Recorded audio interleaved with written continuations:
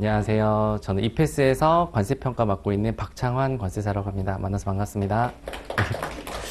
오늘 날씨가 많이 추운데 오시는 길이 괜찮았나 모르겠네요. 또 이렇게 먼 길 오신 만큼 좋은 기운 받고 가셨으면 좋겠습니다. 그래서 아마 지금 정전 시간에 설명 많이 들으셨을 것 같은데 오늘 이렇게 모신 거는 관세평가를 비롯해서 각 과목별로 앞으로 모의고사 진행할 때 어떤 식으로 좀 진행하면 여러분들에게 도움이 될까 그런 간단하게 팁 좀 드리려고 왔거든요. 그래서 너무 길지는 않을 거고 막 그러니까 부담 갖지 않으셔도 될 것 같아요. 지금 공부를 아마 몇 달 동안 많이 하셨을 건데, 이제 우리가 공부를 하는 게 뭐 학술적인 어떤 지식을 막 획득하려고 그렇게 하는 건 아니잖아요. 결국 관세사라는 시험에 합격하려고 여러분들이 공부를 하시는 거니까, 그러려면 2차 시험 딱 그 하루만 잘하면 되거든요. 그러면 그 하루를 잘하기 위해서는 어떤 과정을 거쳐야 되냐. 모의고사를 통해서 여러분들이 실제로 거기서 쓸 수 있는 실전 근육을 좀 길러야 하거든요. 그래서 지금까지 뭐 한 2달, 3달, 뭐 많으면 1년, 2년 열심히 이론 공부하셨던 거를 풀어낼 수 있는 연습을 하는 기간이 모의고사다라고 생각하시면 되고, 모의고사는 거의 내년부터 해서 6개월 가까이 여러분들이 연습을 하실 거예요. 그래서 앞으로 여러분들의 시간은 이제 하루 단위로 흐르지 않을 거예요. 이제 일주일 단위로 흐를 거거든요. 그래서 뭐 시험 범위가 정해져 있잖아요, 모의고사는. 그래서 일주일 단위로 여러분들의 시간이 뚝뚝 흐르다 보면 어느샌가 시험장이 코앞에 와 있어요. 그래서 이제는 거의 이제 경주마에 탔다 이렇게 보시면 되고, 근데 아직 뭐 여러분들이 뭐 끝난 건 아니거든요. 실력대로 그대로 쭉 가냐 그게 아니고, 지금 앞으로 여러분들이 겪게 될 이 6개월의 기간이 여러분들 인생에서 어쩌면 가장 중요한 기간일 수도 있어요. 이 기간에 뭐 동차 준비하시는 분도 있을 거고 2차 준비하시는 분도 있을 건데, 그때 실력이 확 올라오거든요. 거의 완전히 완성되는 기간이에요. 그래서 이 시기를 굉장히 잘 보내야 여러분들이 좀 앞으로 수험 기간에서 빨리 좀 탈출할 수 있다. 그래서 그냥 막 보내시면 안 되고, 앞으로 어떻게 좀 보내셔야 되냐면, 지금 범위가 2달 단위로 좀 쪼개져 있을 거예요, 앞으로. 근데 관세평가 같은 경우는 범위가 워낙 원래 적잖아요. 원래 범위가 얼마 되지도 않는데 그걸 또 8분의 1로 쪼개면은 거의 한 페이지만 보고 오겠다는 거잖아요. 그래서 그런 거는 안 되고, 그런 건 제가 용납할 수가 없고, 이제 그래서 관세평가 다른 과목에 비해서 범위는 조금 더 길게 잡혀 있을 거예요. 그렇긴 하지만 그래도 여러분들에게 범위는 처음에 이제 잘라서 이렇게 드릴 거예요. 한 2달 정도는 굉장히 한 8분의 1 범위로 좀 잘라서 공부를 하고, 그 다음 범위는 거기서 또 반, 그 다음 마지막에 한 2달 정도를 전범위 이렇게 학습을 할 건데, 관세평가 공부하시면서 혹시 기본 이론 들으면서 이렇게 근거집이나 이런 거 좀 정리하신 분 있으세요? 있으세요? 혹시 인터넷 강의 들으시나요? 그러면 제가 무슨 말을 하는지를 지금 아시겠네요. 네. 그래서 그렇게 이제 준비를 하신 분들이 있으면 앞으로 지금 한 2달간 이제 8분의 1 범위, 4분의 1 범위 쪼개서 할 거잖아요. 그러면 그 기간이 여러분들 수험 기간에서 이렇게 짧은 범위를 집중적으로 볼 수 있는 마지막 시기다라고 생각을 하고, 근거집을 아예 안 만드셨던 분들도 그 시기에는 한번 초반이라도 이제 잡아봐야 되거든요. 그래서 동차를 준비하시는 분들은 1차 시험을 보고 왔을 때 내가 뭔가 이게 실력 확 올릴 수 있는 뭔가 어떤 장치를 좀 지금 만드셔야 되고, 2달 동안. 그리고 2차만 준비하시는 분들은 그걸 이제 다듬어 가는 거죠. 다듬어 가면서 시험장에 들어갈 수 있는 자료를 이제 만든다라고 보시면 돼요. 그래서 다른 과목들은 이제 다른 선생님들이 설명을 해 주실 거니까, 관세평가만 이제 관점에서 보면, 관세평가 우리 쉽게 생각하면 이렇게 할 수 있죠. 과세 가격을 결정하는 거 아니에요? 결국 여러분들이 관세사의 능력이 있는지를 출제원이 측정하고 싶은 거는 어떤 물건이 들어왔을 때 이 가격을 측정할 수 있느냐가 궁금한 거고, 그렇게 궁금하다는 거는 쟁점 비용이 나왔을 때 이게 과세가 될 거냐 안 될 거냐, 이게 궁금한 거잖아요. 그래서 관세평가라는 것의 과목의 본질적인 어떤 특징을 봤을 때 여러분들이 궁극적으로 가야 되는 길에서 출제원들이 제시할 수 있는 유형이 딱 2가지밖에 없어요. 첫 번째, 그냥 규정을 서술하라. 그 다음에 2번째는 사례를 판단하라 라는 유형인데, 규정을 서술하라고 하는 유형은 그런 거죠. 과세할지 비과세할지 여러분들이 뭔가 근거가 필요하잖아요. 나는 그냥 나 이거 그냥 과세하고 싶어, 이런 건 안 되잖아요. 그냥 내가 전문직 공부하는 건데 내가 과세하려면은 그래도 어떤 법 몇 조에 의해서 과세한다 이렇게는 말을 할 수 있어야 되잖아요. 드라마 보면 그렇게 하잖아요. 우리가 근거 대면서를 과세하잖아요.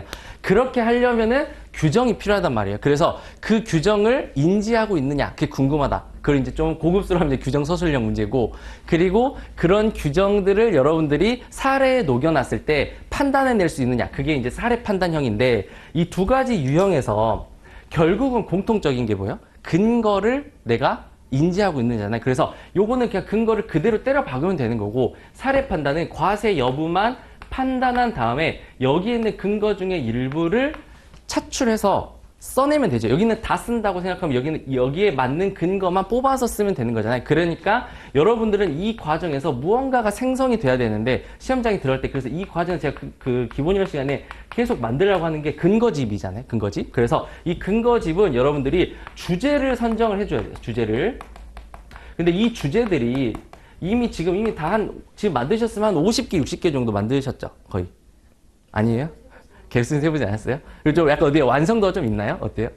만들기는 다 만들었어요? 제가 오늘 좀 시간이 있으면 한번 봐드리고 가고 싶은데, 혹시라도 이제 뭐 다음에 기회가 되면은 만든 걸 제가 한번 좀 봐드릴게요. 그래서 뭐 이렇게 만드셨을 거 아니에요? 뭐 수출 판매 만들고, 뭐 실제 지급 가격 뭐 이렇게 만들고, 뭐 여러 가지로 만드셨겠죠. 이렇게 뭐 하자 보증비. 그래서 아마 영상 보시는 분들 중에서도 지금 이게 뭔가 싶은 분들도 있을 거예요. 그러면 이런 걸 크게 보면 이렇게 뭐 수출 판매라고 하는 주제가 시험에 등장을 한다. 그때 내가 여기에서 쓸 수 있는 근거들을, 법적 근거들을 다 주제별로 이렇게 약간 카테고리화해서 만드는 거죠. 이렇게.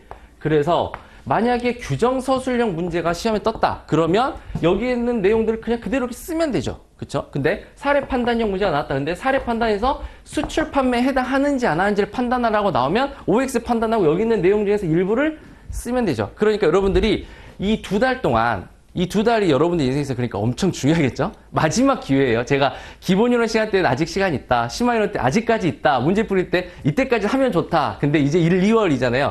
이제 더는 없어. 여기가 끝이야. 이제 여기까지는 만들어야 되고, 그 다음에 1차 보고 왔을 때, 그거를 이제 조금 검토하면서 이제 4월, 5월 이제 완성을 해 나가는 거예요. 그래서 요렇게 이제 뭐 수첩처럼 이렇게 여러분들이 쭉 만들어낸다고 하면은, 나중에는 요런 주제들만 가지고 이제 시험장에 그냥 들어가시면 되잖아요. 그래서 평가는 그냥 이렇게 굉장히 단순화할 수가 있거든요. 그래서 점수를 획득하기도 굉장히 편해요. 요즘은 시험도 막 그렇게 어렵게 안 나오니까. 그래서 두 달 동안 이렇게 준비를 좀 해보시면 좋을 것 같다. 그래서 그 평가 뭐 범위 얼마나 되지도 않는데 그 4분의 1로 쪼개봐도 2주 동안 할 거란 말이에요. 2주 동안. 그러니까 그냥 아주 질리도록 볼 거예요. 그래서 이제 나중에 어느 정도 이제 여러분들 공부하다 보면은 더 이상 평가 이제 별거 없는데 하고 막 이제 HS 더 보고 싶고 막 이런단 말이에요. 그럴 때, 그런 충동이 느낄 때 이런 거를 마지막 기회로 한번 정리를 해보시고, 그 다음에 나머지 두 달 동안은 그거를 좀 뭐, 모의고사 보다 보면 내가 못 본 근거들이 있을 수 있잖아요. 판례도 있을 수 있고, 그런 것들을 좀 추가적으로 좀 넣고, 그렇게 하고, 그 다음에,